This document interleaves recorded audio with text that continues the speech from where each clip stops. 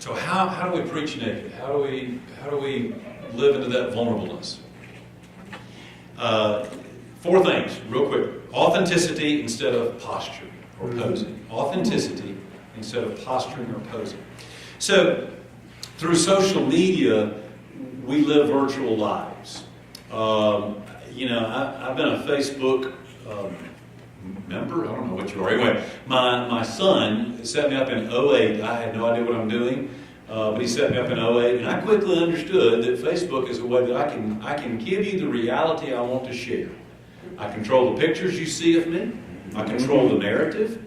I can control what storyline. If I want you to think of me as an outdoors person, I can give you that storyline. Or a pulpiteer, I can give you that storyline.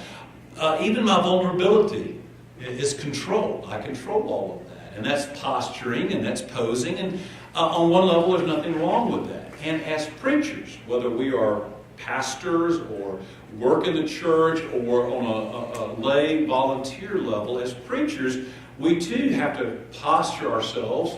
I put on a suit today. It's too cold for a suit, friends. I don't need to be wearing this. But I figured, well, probably what I need to wear.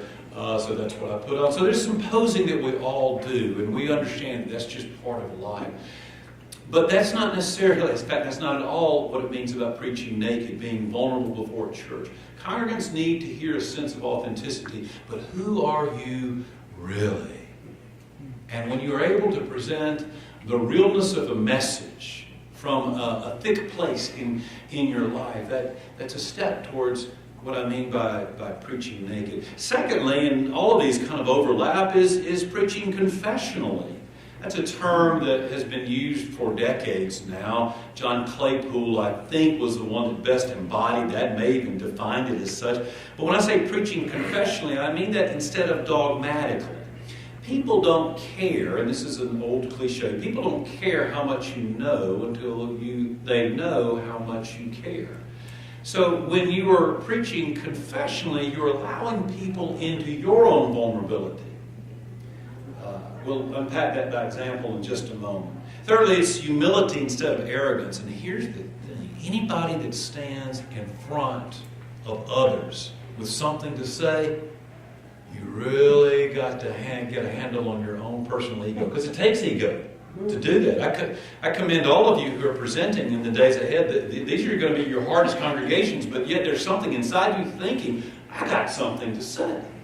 I've got some good news, and I believe you need to hear it. There's nothing wrong with that sense of calling there, but balancing that with humility. Humility remembers that you as a proclaimer are not the subject and the object. You're not the subject or the object of the proclamation. Even the issue at hand is not yours. Furthermore, humility reminds you that you don't have all the answers. You just don't. And then finally, courageous and not fearful. Fearful is avoiding the tough stuff, the prickly issues, the problematic text and people. And I can tell you in 30 years of preaching, there have been a lot of fearful moments in my preaching. I mean, there's things that happen in society, and I literally will think, do I address this?